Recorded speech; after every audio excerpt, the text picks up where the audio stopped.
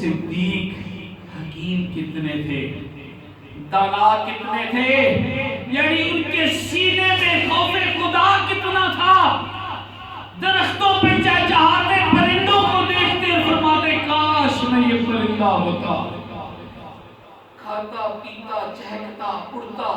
میں نے حشر کے میدان میں، حالانکہ رسول خدا نے جنتی ہونے کی بشارت عطا فرمائی، سارے حشر کے میدان میں احسان لینے جائیں گے آمنہ کے لال کا. ایک ابو بکر صدیق ہے، وہ اپنے احسانات کا بدلہ لینے جائے گا، لیکن ڈرتے تھے.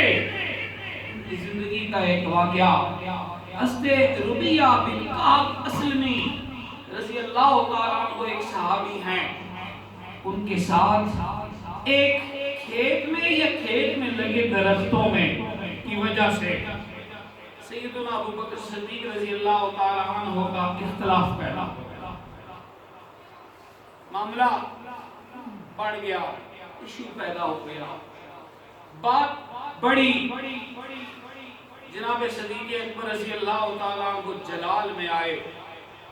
آپ کی زبانیں صداقت سے سخت جملہ نکلا،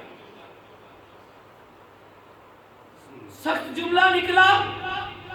قربان جاؤں سیدنا حضرت ربیہ بن کعب اسلمی پر پلٹ کر جواب دینے کی جرأت نہیں پیدا ہوئی، گردن جھکائی اپنے گھر کی طرف چل. لیکن وہ حکیم تھے، دانا تھے. ایک لمحے بعد ہی دل میں خوف نے جگہ پکڑی. حشر کے میدان کا سامنا پیش نظر ہوا، اللہ کریم کی جلالت طبیعت پر طاری ہوئی. سب کچھ چھوڑ چھاڑ کر ربیہ کعب بن ربیہ اسلمی کے پیچھے چلے گئے. دروازے پر دستک کی، دروازہ کھلا، اندر چلے گئے. جناب ربیہ بن کعب اسلمی رضی اللہ تعالیٰ عنہ ہے.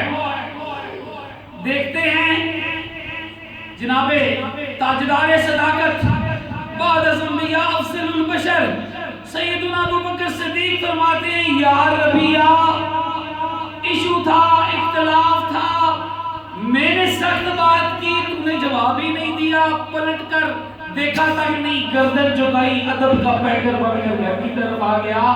یا ربیہ تو کہہ لا وہ جملہ، مجھ سے راضی ہو جانا، مجھ سے معاف کر دینا، میں نے غلط بات کی نا. اسے کہتے ہیں خوف خدا، اسے کہتے ہیں خوف خدا. کوئی عام نہیں تھے رب کے یار کے یار.